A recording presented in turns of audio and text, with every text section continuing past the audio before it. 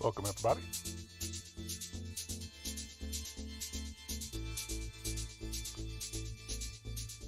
To this Thursday. See, I don't even know what date it is. Thursday live stream with yours truly. Get my levels up here. Appreciate everybody joining.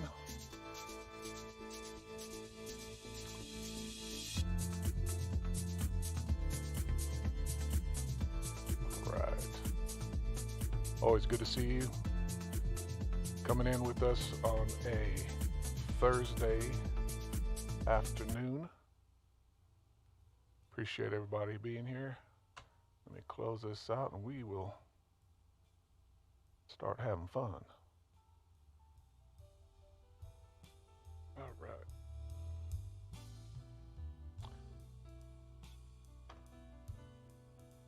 Okay, well, let me switch my cams here. There we go. There we go. Thought I was on, but I wasn't. So it's good to see everyone on this Thursday. Hope your day was good. Hope it was pleasant and victorious. I actually took half a day off, so I'm actually trying to save up a lot of my sick time, my vacation time, which I'm well over 100 hours on each. For the Department of Defense, or DoD employees, civilians, there at Fort Sam and throughout Joint Base and throughout the military country, I'm trying to get up to 200 and some hours, which will now then kick me into use or lose. And that is my goal. Save up as much as I can and go from there. I hope everybody can hear me. Hope everybody is here. I see some people already in chat. If y'all wouldn't mind, so I can acknowledge and recognize you, just shoot a chat in saying who's here. Unfortunately, I can't see who's here. Maybe that's something that's fixable. But up until now, until then, I'm all I can see is numbers of viewers. So please shoot a chat in. Let me know who you are, who's here, who's joining me, and but all in all, appreciate you being here. It is unfortunately just me this evening with you. My co-host Tony Washington is not here. He's still healing up, but he also has some tests that he needs to do tomorrow. We talked earlier. He sounds good. And I know he wants to be here. Can't wait to get back. But I want to make sure that he's up to par. He's back to full health and feeling good. So y'all keep Tony in prayer. And yeah, he has some tests tomorrow, and hopefully everything will come back A-okay. So also, I was going to have as a guest tonight or this evening my brother David Sandoval. He was going to join in with me. Unfortunately, he is feeling ill or sick, so he will not be joining me. I actually invited him to sit in and share his testimony. Testimony, yeah, but not testimony.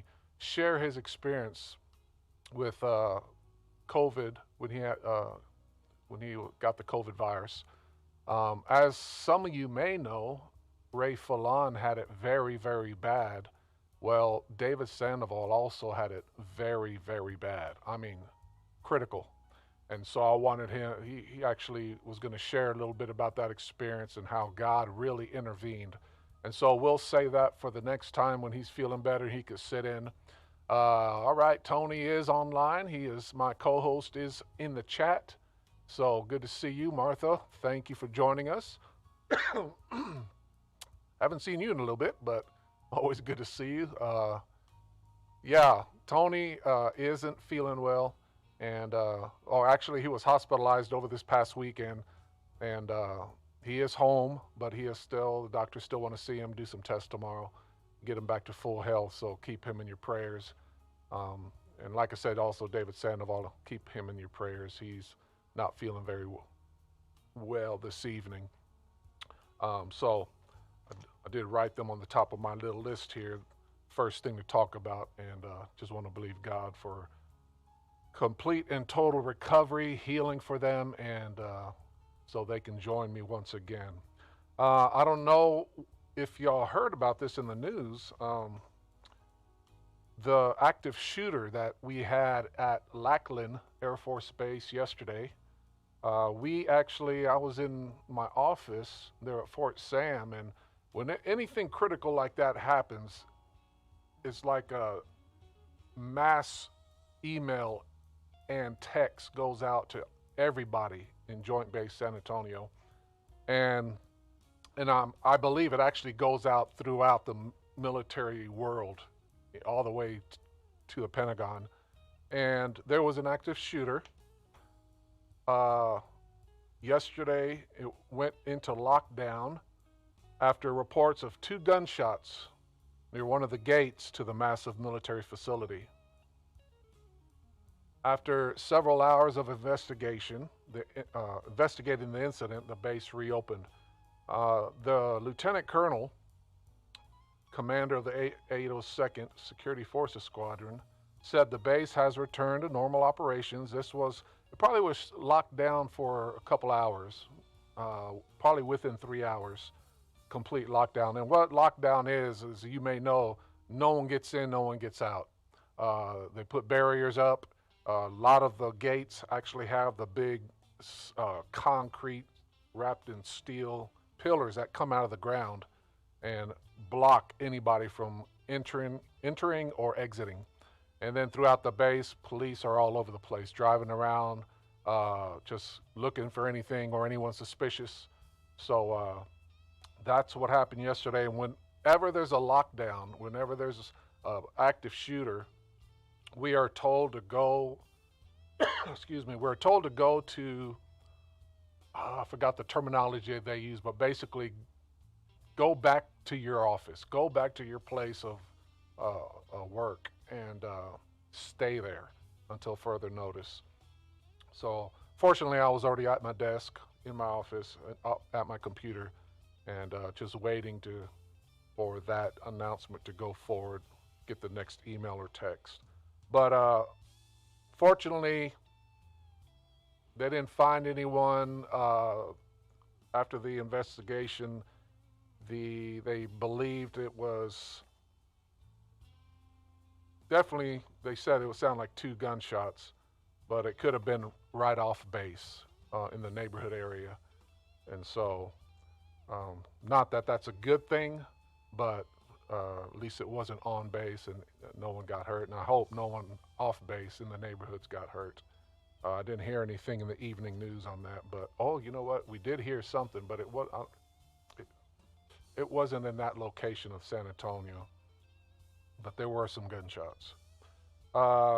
So, you know, we talked in the last couple podcasts about, the suicide awareness that we every year have to go through a training, online training, and complete. There's like a little exam or test that you have to complete, and you get a certificate for that. But cyber awareness is one of the top critical things that they really push because it happens so often on a military bases and within military families. So, that's something that is really sad. Um, it's close to home for me. I was part of my early life as a little kid. I was raised on Fort Sam and lived on Fort Sam, and I know Fort Sam like the back of my hand. And just to hear and to see tragedies like that, throughout the base, and usually find them overnight or find them in the early morning when the MPs are driving around and They make little stops. Uh, you know, I don't want to get graphic, but they're the way they go out, the way they commit this act. It's very sad and very tragic. So um, that's why anything like that, any domestic, uh, whether it's domestic terrorism, active shooting, anything to where there's harm to an individual on base, they lock it down. They lock it down tight, and you're not even supposed to be on the road. You need to drive somewhere, get out, and stay there until further notice. So uh, I always keep, our military in prayer. I always keep, especially the people I work with, people I know on base, throughout the ranks. Everybody, just God overshadow us, keep us, help us, and always pray for myself that God, you give me an open door to, get in one of these facilities and help some of these young soldiers, man, that are going through it, that they went into the military not knowing what to expect, and they're not happy in it right now. And so, luckily, I'm able to work with some people, and so that's always a reward for me, and I'm sure for them. But yeah, that's what's I believe God put me there for. Um, yeah, our world's changing, Tony. Our world's changing. Hallelujah. Um, I'm presently talking to some people on base that actually they're coworkers.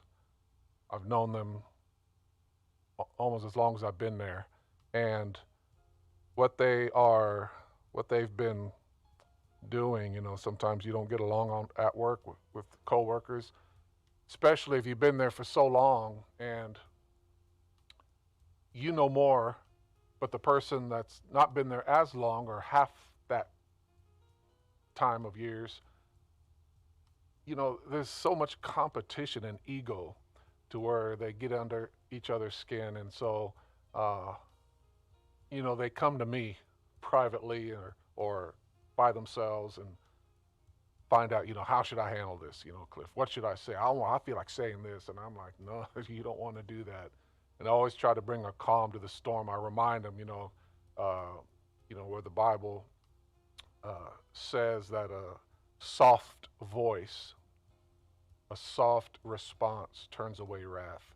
And so and that is so true. That is so true. And I've had to use that myself a few years back, and it works. I'm telling you, they realize that it, it I'm not going to jeopardize my job by beating you down. You know what I'm saying? So, but I know I'm there, and God put me there for a reason, and so it's not to get into some kind of domestic thing. Let's see, Tony. I don't like what's going on with the shooters, but they're going to try and take our guns from us for a total gun control. Yeah, that's my response to that is good luck with that. They may be able to put a tight rein on the selling of guns to individuals, but once you have a gun, I don't see that happening. They can try, but they won't win that battle. I guarantee dog to you. So, having said that, um, I read, this is a trip. Let me see. Let me get ready to show y'all something. Oh, yeah, this is a little picture of the active shooter response. It's cool because whenever we have that, whether it's Lackland, Fort Sam, Randolph, Camp Bullis, Camp Stanley, any military facility, San Antonio Police Department responds also. I remember years back where I was at the outdoor pool. I take care of two of our pools there.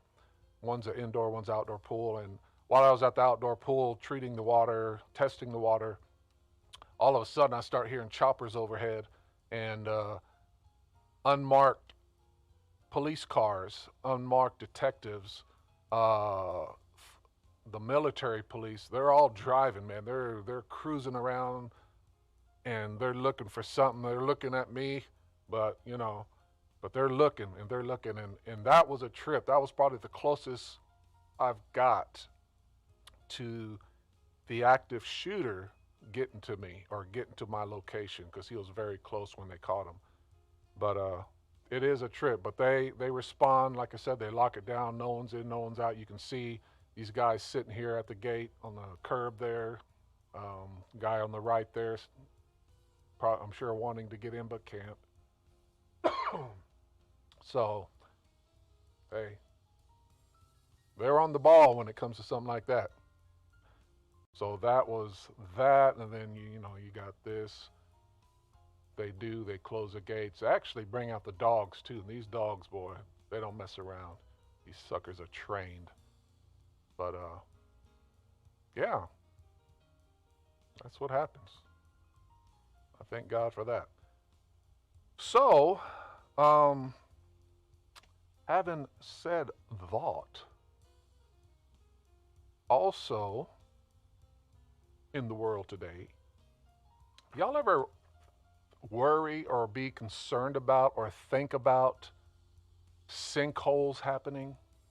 That trips me out when I think about that. I want to say probably shelter in place. They do use that also. Yes, thank you, Martha. Shelter in place. That's what they tell you.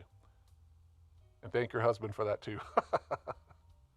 Shelter in place. When there's a lockdown, you're shelter in place. You get to that location quick and stay there. So coming back to the sinkholes, a couple years back, there was a lady, I believe she worked for the SAWS, San Antonio Water Systems, and she was driving her car when all of a sudden the road that she was on just disappeared in front of her. The sinkhole was just gigantic. It was deep, and what happened was there was a sewer main. I can't remember the size, but knowing that it's under the street, I would dare say it's probably somewhere in the 30 to 40 inch radius, and probably could have been bigger. It could be very much bigger, than probably a 50 or 60. And so it apparently fractured, the pipe fractured to where it was leaking out. The soil became so saturated over time that it just gave way underneath. And of course, when anything like that happens, whether it's a sewer leak, a water leak, any type of moisture that's leaking underground, it travels what's the phrase? It takes the path of least resistance. And so it channels itself through the soil. And if there's pressure behind it, well, that makes it even worse because now it starts tunneling. So what happened here, when the ground gave way, her car, she couldn't stop fast enough. Her car went right down into that sewer leak. And I'm talking about rushing waste and liquid to where it engulfed the car. It literally covered the car. It's like driving into a lake or a river, and you just become submerged.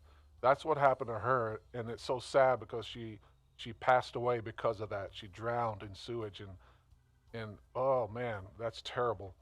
Well, but thinking about sinkholes,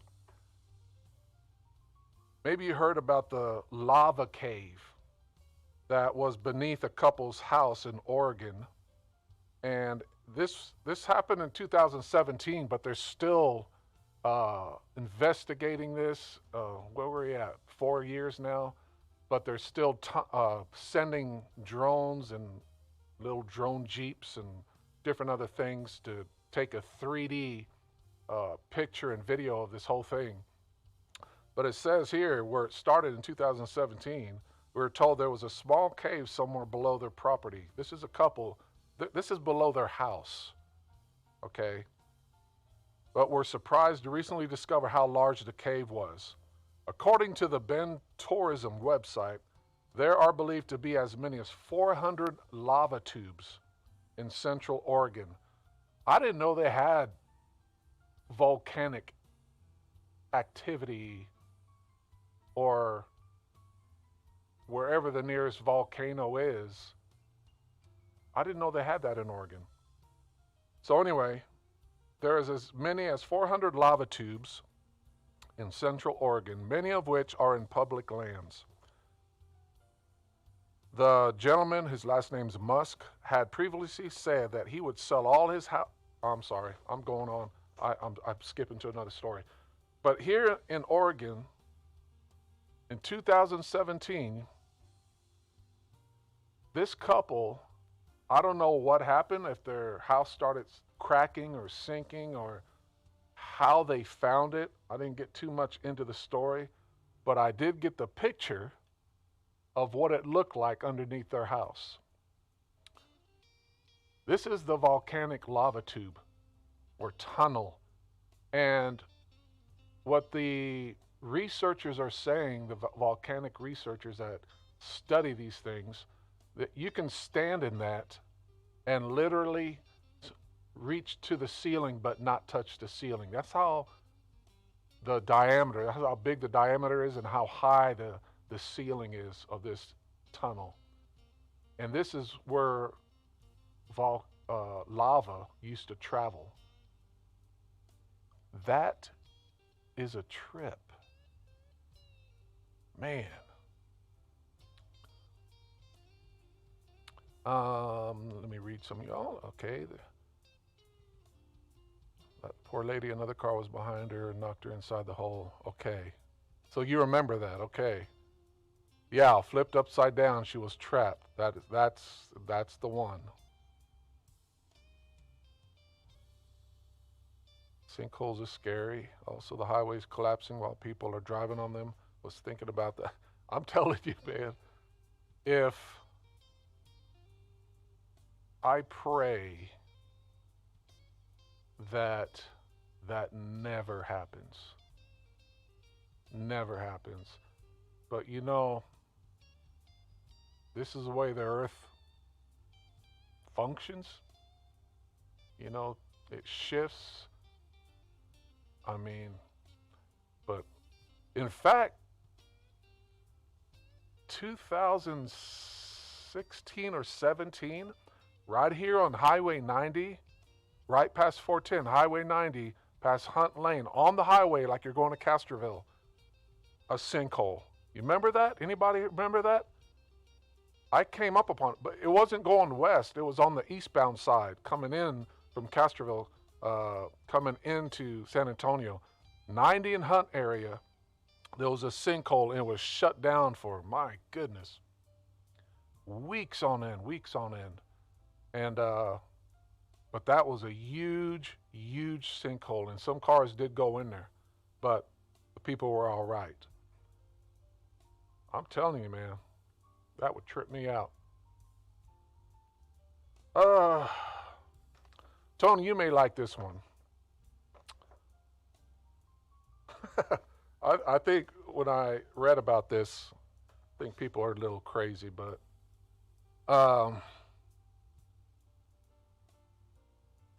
what's his name? What's his name? Elon Musk, is that his name? The billionaire? Elon Musk had previously said he would sell all his houses and most material possessions to fund a Mars colony.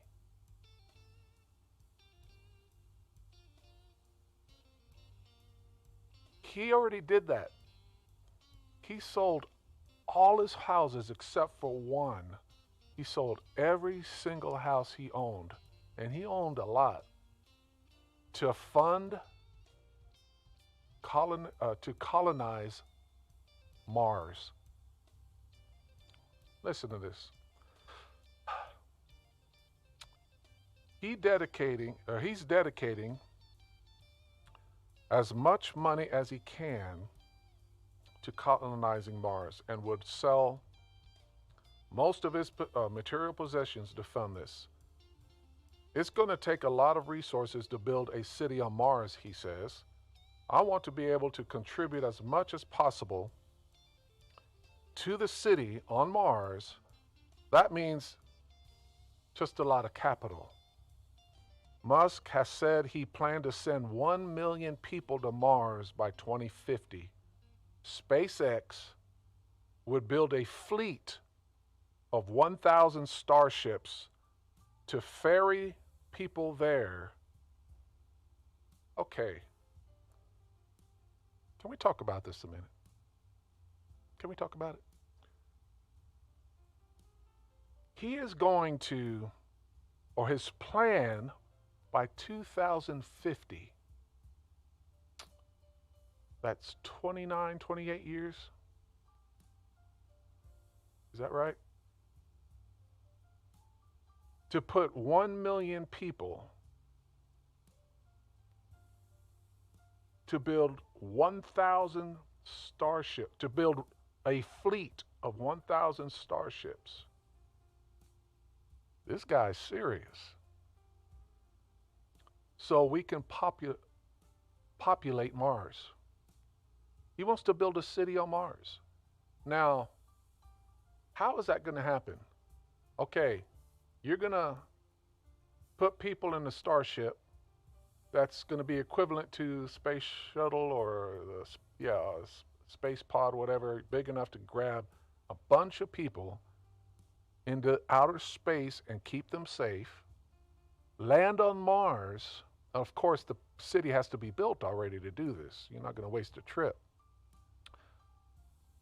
Land on Mars. So is there going to be a bubble? You know how big Mars is? Is he going to build some type of bubble and oxygenate it? So he's going to build power plants that create oxygen. I don't know. I'm throwing out things. But he is very serious about doing this and is already pursuing it. So, if you don't know, I thought I had his, I do have his picture. I forgot to put it in here, didn't I?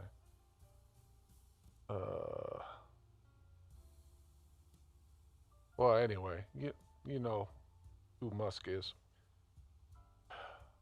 So, what do you think about that? He can go by himself. That's one reason I wouldn't go. There's no air. Well, brother, there's gonna be. If he's gonna figure out how to put, hold on, how to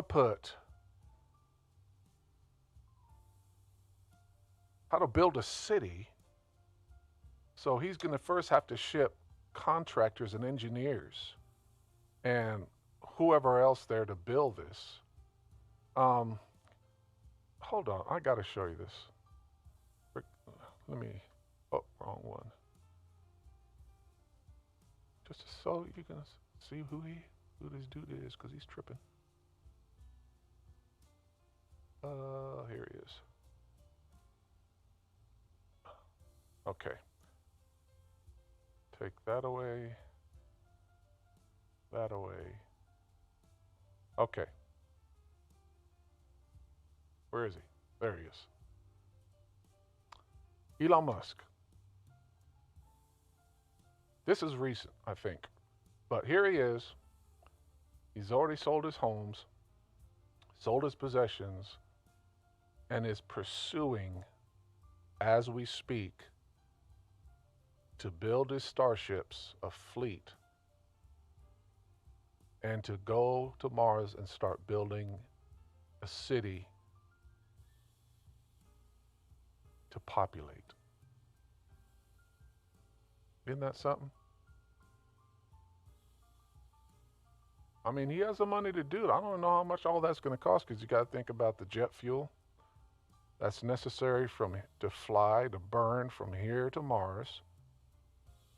He has to gas up all his fleet, and once they get there, and I'm betting he's going to be the first one to step on Mars. That's how excited he is about that. Isn't that something?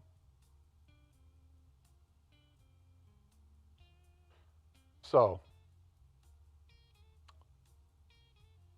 more jobs for us on Earth? Man. Okay, you got to be out of your mind. I don't think that will happen in our lifetime. I don't either. But to think that somebody's going to grab hold of this and run with it, even after his lifetime, there's going to be someone already that's working with him that has that mindset like, yeah, because it's been talked about for years, for decades, to populate Mars, to go to Mars. And we've already gone there via uh, what they call them, Mars rovers. Send the criminals first. You know, I wouldn't mind that, but I still think they'd be too close to Earth. Send them a little bit farther out. The really bad ones. Send Al Qaeda. Let's go capture all that's involved in Al Qaeda and send them out there without the bubble. Okay. All right, maybe that was too harsh. I'm sorry. Let's see here. Who's going to survive that? That I know if he's not God, God made everything and there's no life there. True. Think about going off grid here on Earth. Now, of course, going off grid, if you were going into the wilderness and you wanted to get out of the city, flee paying bills, you want to go out, which people have already done and are enjoying it. Say, going to Alaska, not the frozen areas, but, you know, the modern areas. Buying a plot, piece of land, few acres, building your home, you're building a outhouse, unless you can plumb your own or do your own plumbing and plumb it to a tank, which you then have to treat. You can collect rainwater and then filter it through different avenues of filtration so you can drink water. Or you can drink from the river, which they say is very good. Solar, you can go solar. You can have a generator. I mean, you can live off grid, literally. It can be done. The only thing different from here and Mars is we have oxygen. So how are they going to do the oxygen? Well, if you have big enough generators and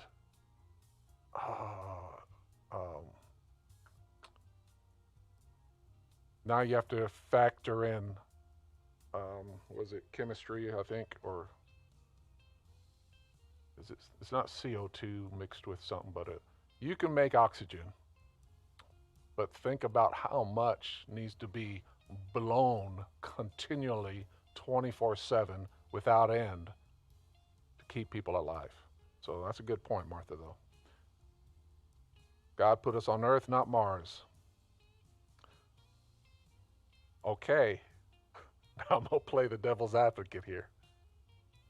Did not God create Mars? That's the argument from people. God created all things, didn't he? So why can't we travel to another one of God's creations? So their logic, that's their logic.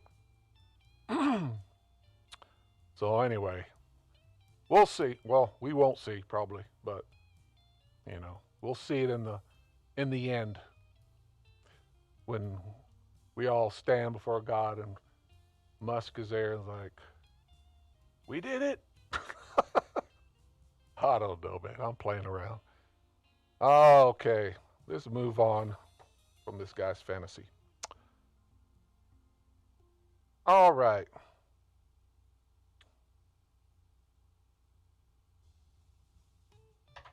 Let's talk about something we all love. We all can get into. First of all, once again, before we do, let me just once again show you what the new things we got. Like I said last week or earlier this week on Tuesday. Um, Actually, I think I played around with it on Saturday or Monday. But let you know that I have, oops, 3 different cameras going on here. So, thanks to Tony's help in investing, we have added 2 more digital cameras, which I programmed with hotkeys to be able to turn on and off as I wish. But for now, oops, wrong one. This one, and I'll blow it up just a little bit so you can see my side camera here, which would be the one Tony's using or would be using. Letting you see my setup here. So this right here, right now I have it for, my music that I'm playing in the background, but I also have my digital mixer that I can operate from here rather than moving over there, and I can control my mic, bring it up or down. I can control the music, and of course my master channel is there. So, um, but also this is one of the cameras, and the one over here that's actually you're looking through. And then I have the main webcam that we've been using before we got these two. But we've come a long way, and yeah, I like it. So thanks again. Thank you, my brother Tony, for helping me uh, get these.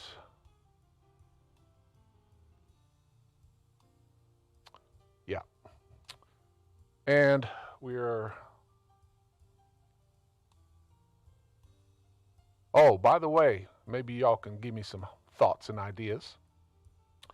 Um, Talk to somebody that knows way more than I do about stuff like this. And he gave me some great input as far as how to do a great podcast. Because the question he asked is, what do you do it on? What topic or whatever? I was like, well, we talk about anything and everything.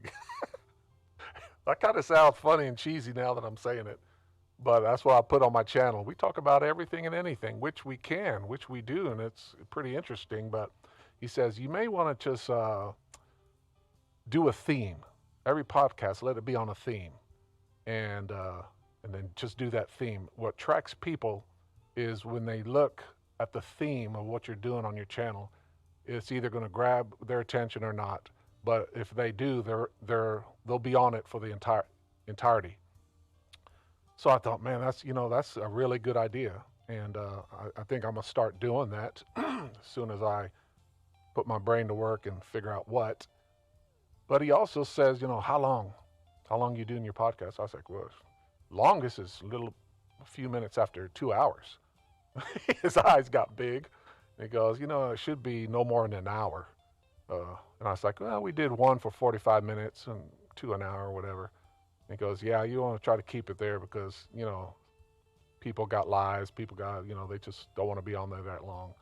And I go, yeah, I believe that. But man, sometimes when the discussions are so great, so juicy, time flies and I don't even realize. Like right now, it's going on 48 minutes, 49 minutes. So, and I still got a little bit more to do, but I'm going to try to train myself to do that and just keep it under within an hour.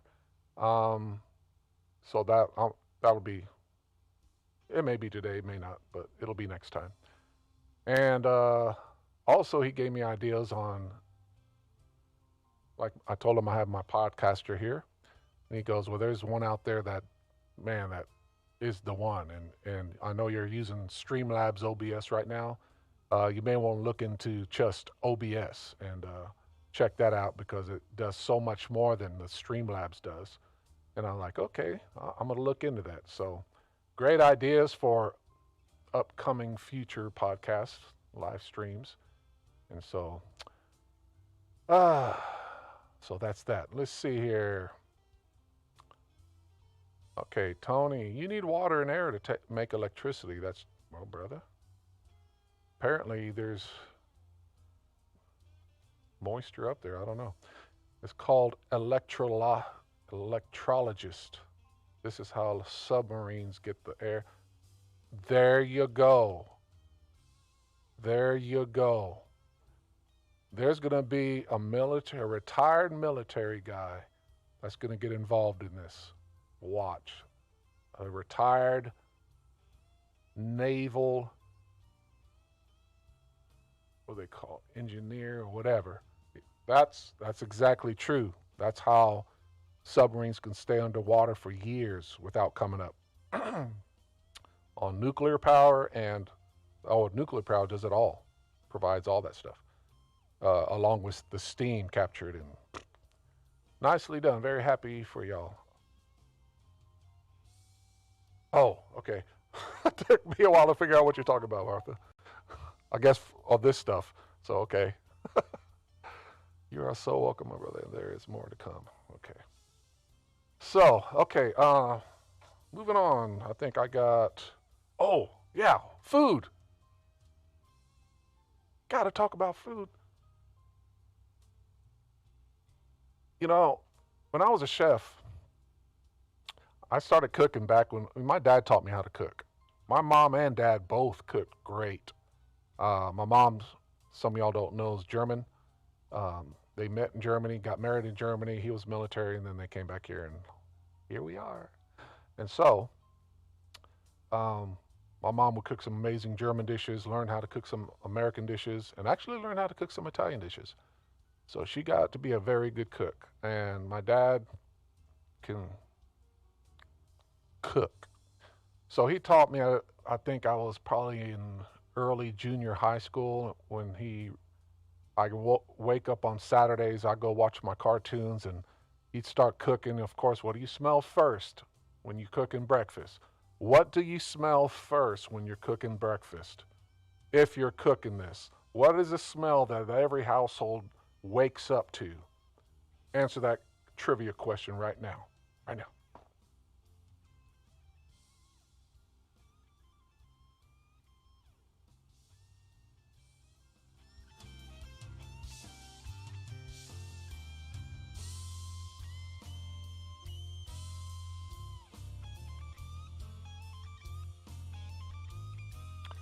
Waiting on the answer. Waiting on the answer. Come on, someone got it. Someone out there got it. When you're someone's cooking, when someone's cooking breakfast on your day off, on a day off, the smell that wakes you up first. Actually, there can be two, but the main one that wakes everybody up like it's almost time to eat. Bacon. Tony got it. It's bacon. Doesn't that make the world go round? Doesn't that put you in your happy place? God. Bacon, man. You put bacon in beans, bacon in eggs, bacon in potatoes, bacon on ice cream. Don't you frown. It can be done. So, anyway, I can go on. See, that's why we go 2 hours, because anyway, bacon. So, a fast casual chain specializing in gourmet hot dogs. Come on, man. You gotta love a good hot dog. Beef hot dog. The gourmet hot dogs, they're actually already here. Rolled into San Antonio back in 2020. According to public records, California-based Dog House will open to new locations sometime in 2020. So it's already here. Look at that. Tell me Is it time to eat yet? Now, I'm gonna figure this out here because left, the bottom left looks like, oh, that actually looks like a dessert.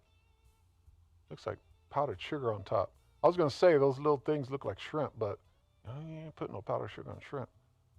But some of those look so good. I love the bread. Looks very toasty and crispy. I love bread like that. Coffee and bacon. Those two, you got it right. Coffee and bacon are the two smells. Number one and two for breakfast, yes. Coffee and bacon.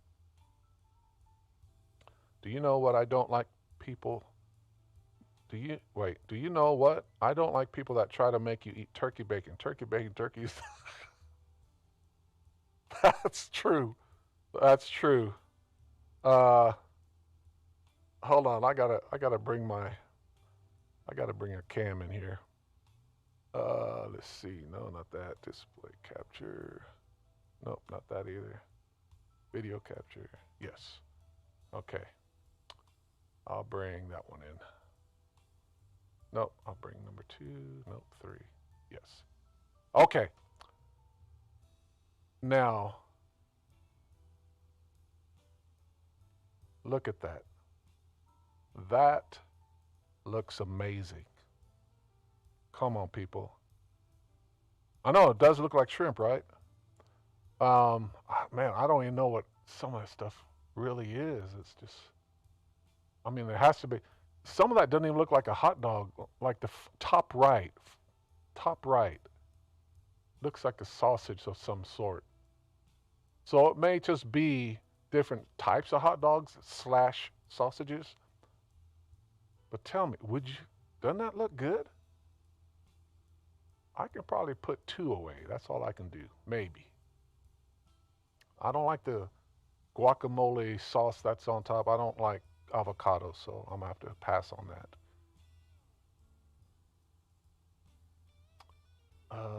So anyway, that's here in San Antonio. Let's see. Let me see. Where is it? The news was first teased. Okay, bypass all that. So they reached Austin first. Why does Austin always get the first choice? But anyway, we got one here. Um, so they're here, Lone Star States, in Austin, San Antonio, Dallas, Fort Worth, and Houston. Dog is called Dog House. House is spelled Haus, which actually is German for house. That spelling is German for house. So Doghouse did not return a okay. Where are they at? Okay. Locations. Now, what I'm reading here was back in 2020. So they're saying locations and works at Highway 281 in Stone Oak, 9330 Petrenko Road, which is by us, by me and you, Tony, probably by all of us. Okay, 9330 Petrenko Road on the far west side. That's here. Doghouse. I'm gonna have to look that up when I get off. So, that's that, man. That looks good. So, yeah, there's another one.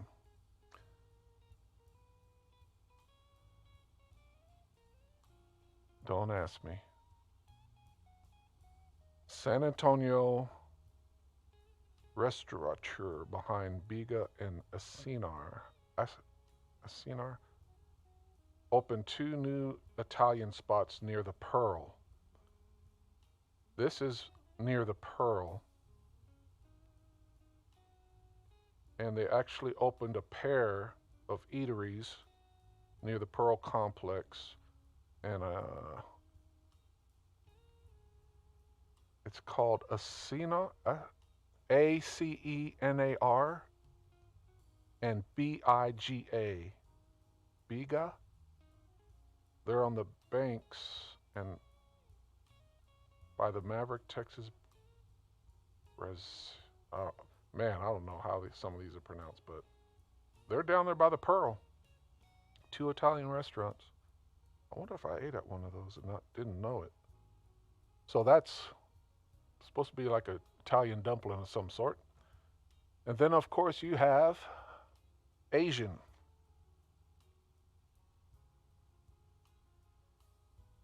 This is called Alora. It will be housed in the new Credit Union Tower at Pearl Parkway, 403 Pearl Parkway. Second new spot called Arosta will be located in the neighboring Oxbow building at Broadway Street, 1803 Broadway Street. Alora, then in Italian, will be a full service restaurant, and Arosta, which means roast, will focus on fast casual dining and takeout meals. Okay.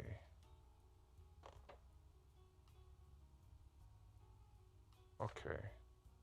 Okay, that's not this. I'm sorry. I'm still reading the dumpling one. So, yeah, 1803 Broadway Street and 403 Pearl Parkway. That's where you get the Italian dumplings and whatever else the other restaurant is uh, sells. So this one is called Pinch Boil House. Launched as a series of pop-up crawfish boils, this Southeast Asian inspired seafood shack has set up a shop amid the hustle and bustle of downtown San Antonio. The food, the main event is invariably the fresh seafood boils, which include a choice of shrimp, mussels, crawfish, crab, or any combination of the above. A number of rice bowls like the Dirty Bird, the Dirty Bird, which which is a Korean buffalo chicken, Asian cabbage slaw, peppers, umami mayo, plus shareables like seasoned fries and pork dumplings. So the cost, the snack as a snack is $4.95 to $11.95. Seafood boils are $10 to $21. Rice bowls are from $7.95 to $9.95. And beverages prices vary. So, the Pinch Boil House. And I didn't get the location, but you can look it up. Pinch, Pinch, Boil House. So, I'm going to look up these places, man, because I like to eat good food. I like to eat different nationalities too, like Jewish and Greek and Mediterranean and all that good stuff. Yeah, it does look like Crawl Daddies. Oh, you're on Wiseman Road, Petrenko Road? Yeah, Wiseman Road, okay.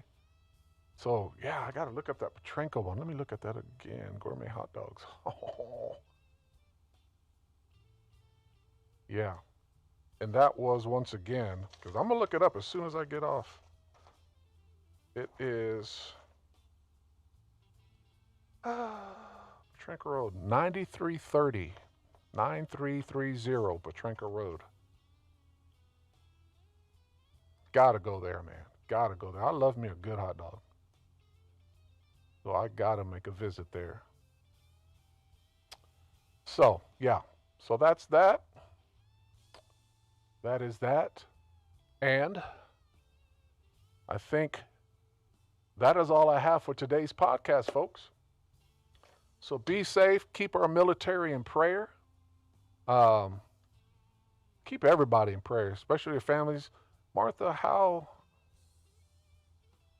someone was it your son that we were praying for? How was he doing?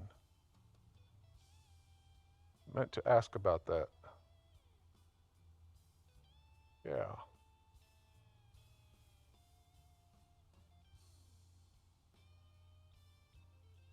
Dun, dun, dun, dun.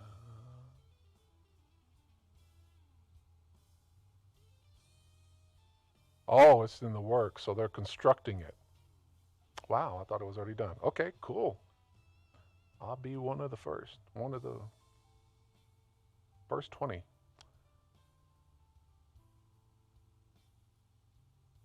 Okay. Let's see here. All right, folks. Once again, appreciate you being with me. Appreciate you joining. If you haven't already, subscribe. Hit the follow if I actually have a follow button. I thought I did. And share it with other people you know that know me, that know Tony. Let them know. And I'm telling you, as we end this, Jesus is on the throne. I want to tell you that, and I wish David would have been here because I know I heard he shared that incident with me and how Jesus intervened. Man, it's powerful. But I'm telling you, God is on the throne. Jesus is on the throne, and He loves you. If you're not Christian, you're not saved. You need to give Him your life. We're living in an unstable world right now, and it's not going to get any better. And you got to be right. You got to be saved, blood bought. You want to go to heaven? Leave me an email. I think my email is on my channel. Contact me somehow. Subscribe, and I'll get back with you. I'm telling you, Jesus is where it's at, and that's a song we used to do. So God bless y'all. Thanks for joining me. I hope you had a good time. Once again, I'm going to be working on themes, and I'll be posting that so you have a heads up and figure out what theme to have, what is a theme. So I know it's a topic pretty much, and basically on that for the entirety of the podcast. And so we'll work on that. But God bless y'all. Y'all have a great, great, great, great day. And we will see you next time. God bless.